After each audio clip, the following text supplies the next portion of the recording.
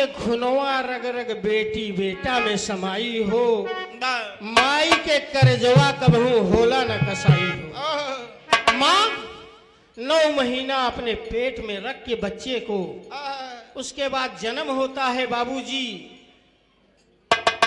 जन्म के बाद 8-9 महीना कड़ी मेहनत के साथ ऐसे कड़ाके की ठंडी में पेशाब कर देता है बच्चा बाबूजी, लेकिन ओका बच्चा बड़े झूर करते हैं। बड़ी तपस्या है माँ का, महिमा बड़ी अपार है। तो कहना है मास्टर साहब, अंगूरी पकाड़ी माई चलाई के बतावा,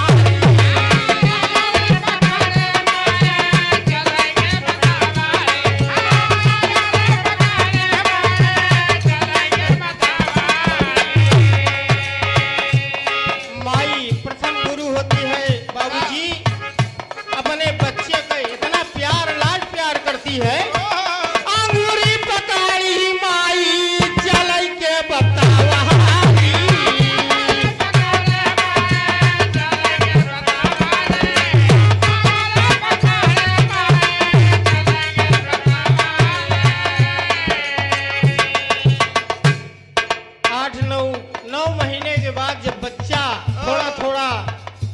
टहलने की कोशिश करता है तो माई अंगूरी पकड़ के, आओ बेटवा आवा, अब बोले बतियाई सहूर बतावत है, नाना मामा काका चाचा, अरे बोले बतियाई के सहूरवा बतावा,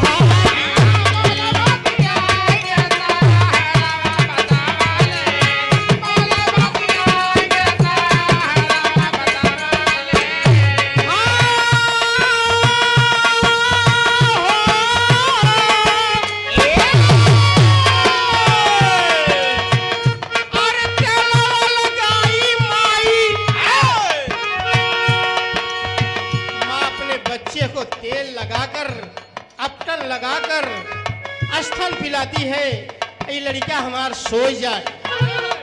अरे तेलवा लगाई माई दूधवा पियाई हो, माई के करजवा कबहू होला न कसाई हो,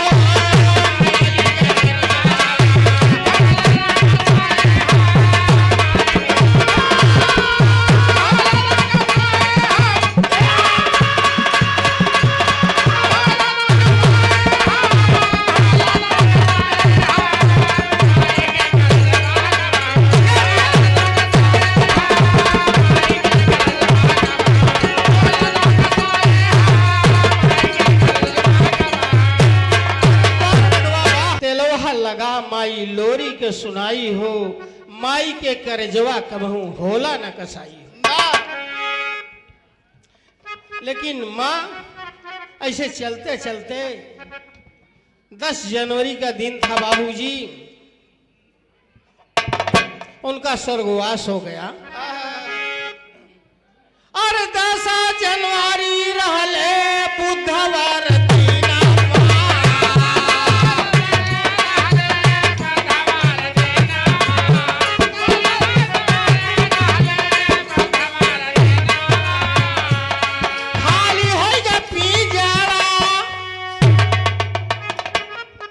बाबूजी 10 जनवरी रहा, माता जी के स्वर्गवास हो गया।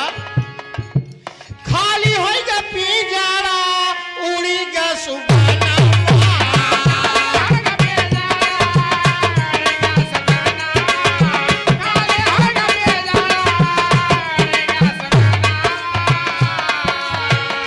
उस समय संदेश जाता है, खाली हो गया पिंजरा उड़ गया सुगनवा, संदेश जाता है, परिवार के सारे लोग स्तंभ हो जाते हैं, माँ के पास आते हैं।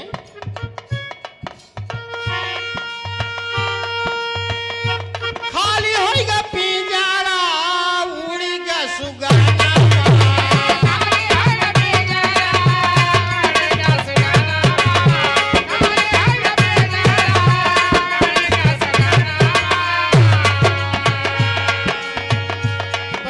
सोच में सब लोग परिवार के लोग बैठे हैं कि आज हमारे बड़ी अम्मा के देहांत होगा।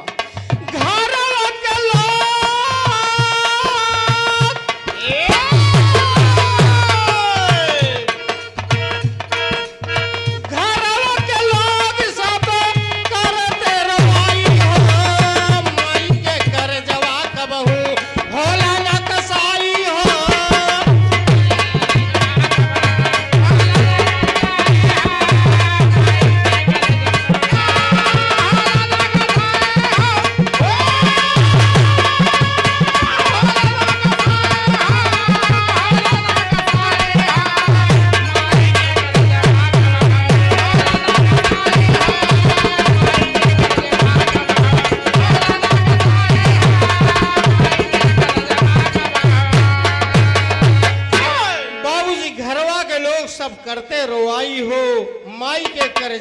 कबहू होला न कसाई हो। अरे माई राम पाती कैली स्वर्ग में गमन हवा।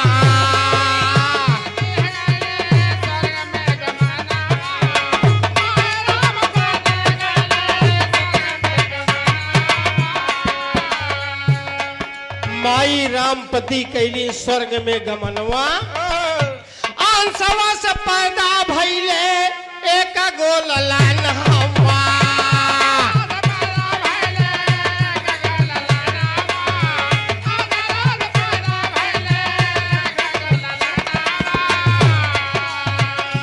माई रमापति जिस समय स्वर्ग में गमन करती हैं, हेलो, अंशवा से पैदा भइले एक गो सुमनवा। लेकिन परिवार के सारे लोग माई रमापति कैली स्वर्ग में गमनवा।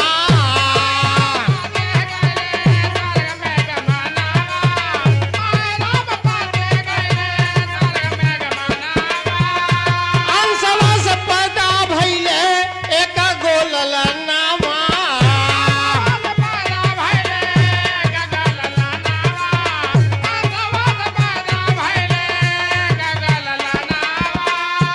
लेकिन सुने जा, माई ऐसे बढ़िया माई बाबू अब ही जीवित है, लेकिन कहना है क्या है, सूबेदार पारस, अरे सूबेदार पारस और आनंद गुण गाई हो। माई के करजवा कबहू होला न कसा